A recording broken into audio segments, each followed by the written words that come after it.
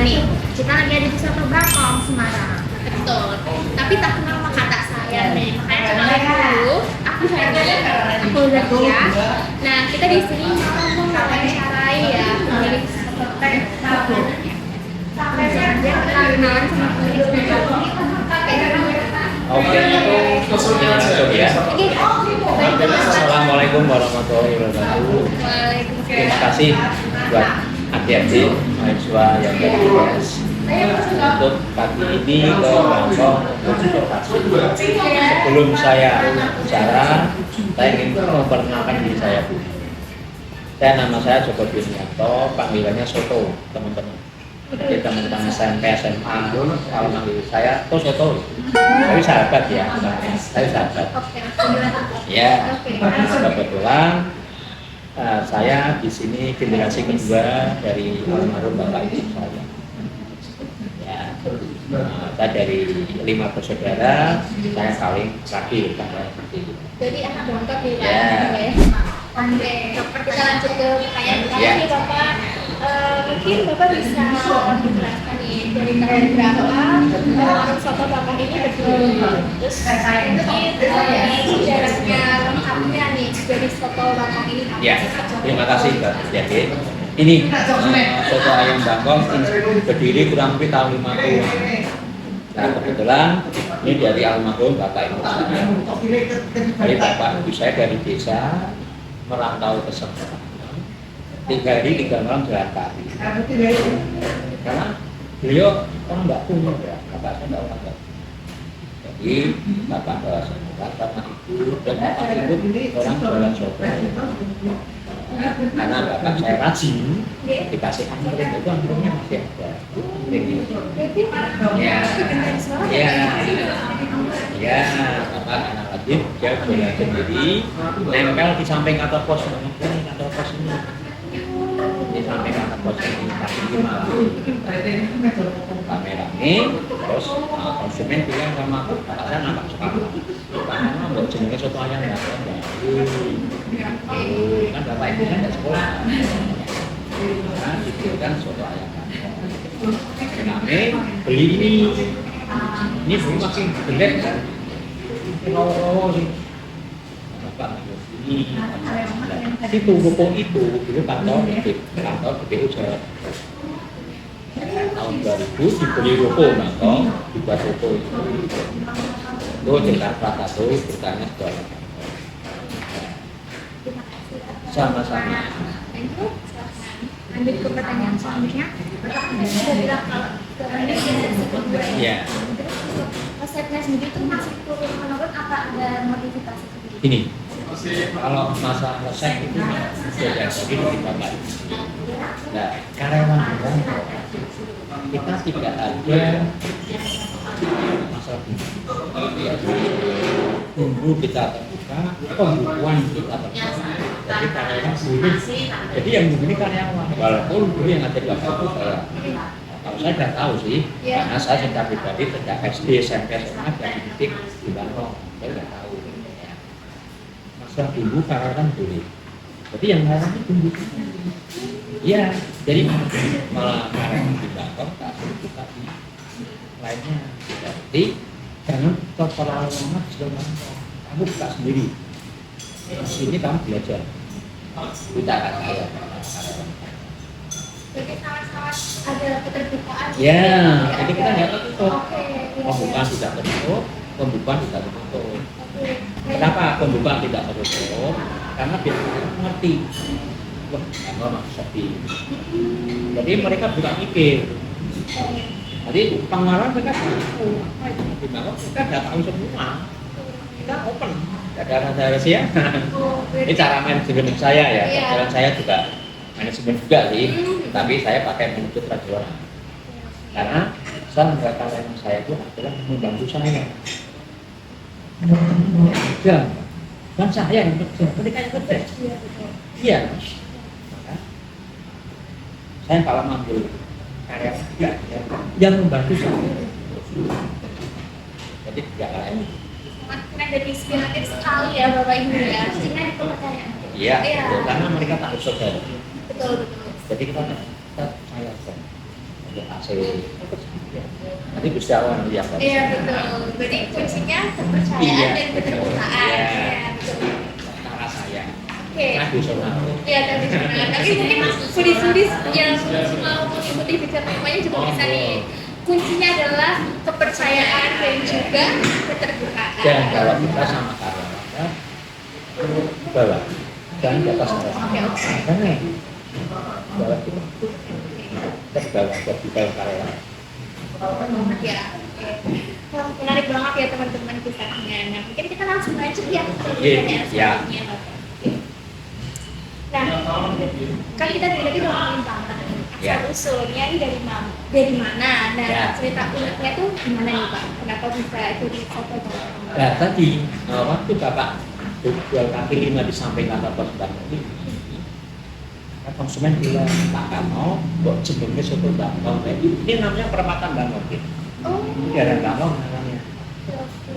Ya ini perempatan Bangkong. Sekarang konsumen bilang ada Pak jadi soto ayam Bangkong, gue makan. Karena tempatnya di Iya, karena perempatan Bangkong. Ya. Oke. Lanjut ke pertanyaan selanjutnya ya Pak. Ya. Usahanya kan udah 10 tahun ya Pak. Iya. Tapi ada aja rodanya berputar. Iya. Apa tantangan terbesar buat Tantangan menjaga kualitas. Ya. Menjaga kualitas dan menjaga kepercayaan dari konsumen. Apapun dari konsumen kita terima. Karena kita punya prinsip tamu dan rasa. Siapapun tidak pernah ya kaya miskin tidak. Ya, kalau masuk ke Bangkong sudah pasien. Kita harus sempurna nanti. Itu saran atau seperti itu. Oke. Nah, kan kita udah pernah coba ya soto Bangkong teman-teman. Ya, foodies ini emang sotonya enak. Dan mungkin apa nih kunci dari kelezatan soto ini? Mungkin ada bumbu-bumbu khasnya gitu. Kalau untuk soto ayam itu yang penting kaldunya. Ya, kaldu maka kita pakai ayam kampung. Iya.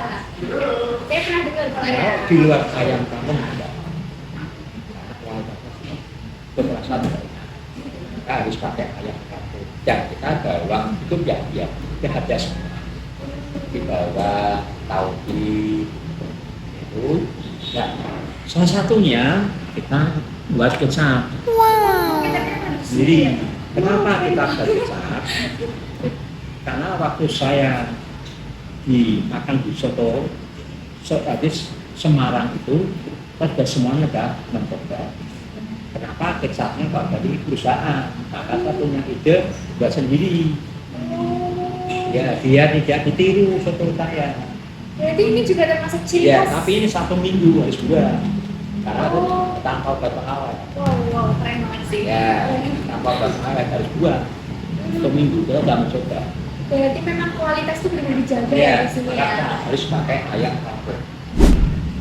Kalau perasaan Bapak sendiri melihat soto Bangkong ini jadi salah satu identifikasi kuliner Semarang, bahkan benar-benar kemarin sudah jadi suara Mardika sudah lewat Itu ya. ya Oh iya, kalau memang legend. legend. Ya. Legend. Ada perasaan bangga sendiri nggak? Saya sebagai anak generasi itu satu kebanggaan ya karena ini sejarah dari orang tua saya maka saya harus mempertahankan yang namanya pertama puas dari rasa dari cara pelayanan sama konsumen tempat kedua saya ke tempat bersih maka kita harus ada training. Oke, kita lanjut pertanyaan Ya. selanjutnya ya. Ya pasti bangga banget sih. Kita juga kayaknya melihatnya tuh kayak wah sebentar gitu ya. Oke. Nah, berapa porsi nih Pak rata-rata yang terjual dalam satu hari? Gitu. Kalau gini dalam penjualan di soto itu kan nggak mesti ya kadang nggak sepi tak ada ramai. Jadi kita untuk rata-rata dia profit 300 lah satu lagi. Kalau pasti kalau kami ya lebih dari itu. Wow, tapi banyak ya. Nah. Zaman kan terus berkembang. Iya. Generasi muda sekarang itu lebih banyak yang westernisasi atau negara-negara lebih suka Iya. makanan luar dan sebagainya. Ya. Ada nggak sih strategi khusus yang diterapkan sama soto Bangkok untuk tetap mempertahankan pelanggan? Strategi kita untuk menjaga kualitas strategi saya, maka kita kemarin mengadakan soto Paganza. Jadi soto seluruh Semarang, aku di Balai Kota itu buat saya kemarin.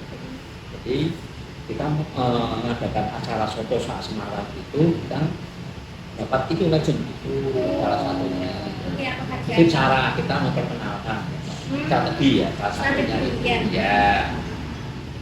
Salah satunya juga kita ngasih sponsor. Ya kebetulan saya hobinya otomotif. Jadi kalau ada acara anniversary otomotif kita ngasih sponsor ya. Contoh Indonesia, Indonesia, CRV, Honda Mobilio, juga saya ikut. Jadi kalau anniversary kita salah satunya kita sponsor. Biar teman-teman otomotif tahu itu kalau Oh iya, itu salah satu yang promosi seperti itu. jujur Ibu Dis, strateginya tuh keren banget. Iya, mantep banget. Nah, oke, kita udah masuk ke pertanyaan terakhir ya. Udah berbincang-bincang nih dari awal berdirinya, asal usulnya. Nah, pertanyaan terakhir nih, mungkin ada nggak nih pesan yang mau Bapak sampaikan nih kepada generasi-generasi muda, apalagi kan untuk melestarikan kuliner-kuliner tradisional Ya. Bapak. Untuk teman-teman nih, mungkin ada yang mau disampaikan Bapak mungkin? Ada, kalau memang kita berniat untuk kuliner, yang penting kita pertama cocok dulu dan mencintai pekerjaan apapun untuk kuliner. Ya, kalau kita membuka rumah makan, kita harus mencintai dulu, mencintai dulu. Ojo mikir ujuk-ujuk ini jangan. Kita harus ngosose dalam arti bahasa Indonesia itu mendurga dulu. Atau langsung pengen pena tuh caranya kita jadi nol. Betul. Ya termasuk teman-teman masih muda ya seperti itu saya pesankan. Jangan lihat sekarang, lihat sejarahnya. Lihat prosesnya. Iya. Iya betul. Lihat Semua sejarahnya. berproses ya, Jadi tidak kita mungkin. bisa motivasi diri kita sendiri. Oke, kita udah wawancara nih dari Bapak dari awal sampai akhir, terus kayaknya seru banget dan kisahnya sangat inspiratif dan memotivasi kita sebagai anak muda. Oke, terima kasih banyak Bapak atas waktunya, telah meluangkan waktunya untuk kami. Kami sangat sangat senang dan juga bangga nih udah bisa wawancari Bapak gitu. Bapak sudah memiliki soto. Betul. Saya juga berterima kasih sama Iya, kita akan masnya mbak-mbaknya. Iya. Terima kasih sekali. Oke, nanti kita akan lebih mereview lagi nih soto-soto Bangkok. Pasti kalian tuh killer sih. Iya. Benar. Jujur udah killer banget nih. Oke, terima kasih Bapak. Selamat siang Bapak. Sehat selalu Bapak. Iya. Sehat lancar terus nih. Guys, kali ini kita lagi ada di Soto Bangkok. Nah, ini tuh soto legend, salah satu soto legend di Semarang yang berdiri itu sekitar 1950-an ya. Mari kita coba sotonya ya. Mari kita icip. Wah, ini tuh kelihatannya kuahnya simpel, tapi gurih banget guys, jujur. Terus menurut kamu? Ini ini kan ada tekstur bawangnya juga ya. Jadi ini yang bikin gurih guys. Walaupun awal hitungannya kuahnya bening, tapi ini tuh memiliki tekstur. Jadi ini menurut saya sih mantap sih. Apalagi ditambah kecap guys. Coba ya. Kalau kita saya pakai sih penyuka jeruk ya, jadi saya tambah jeruk. tambah kecap, lalu tambah matul. Apalagi Semarang kan biasanya kan suka makanan yang agak manis ya. Jadi tambah kecap. Kalau saya penyuka pedas, jadi saya akan sedikit tambah sambal.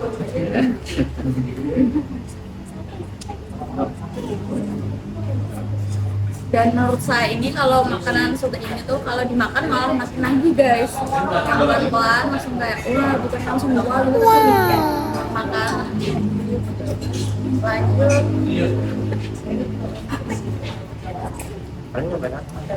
Kita sekarang nyoba sate tempenya ya guys. Ini legend di sini soto Bangkok Semarang. tekstur pedasnya dicampur dengan jeruk di soto itu rasanya jadi makin lagi guys. Enak banget guys. Satenya gurih, kriuk gitu. Ngobrol-ngobrol sama bapaknya nih. Ya. Gimana?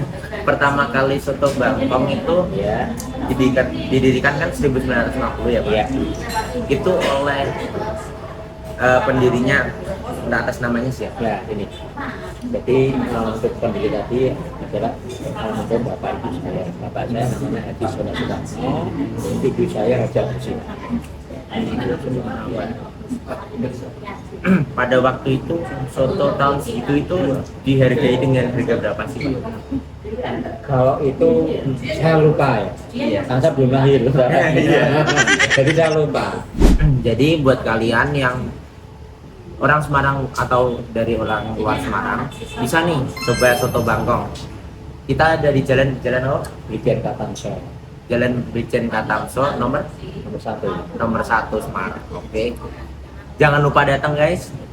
Ini buka ya. Jam 7 pagi sampai jam 10 malam. Buka dari jam 7 pagi hingga 10 malam. Jangan lupa datang dan nikmati segarnya soto Semarang. Oke. Sip. Sampai jumpa di lain waktu and see you next time. Bye bye.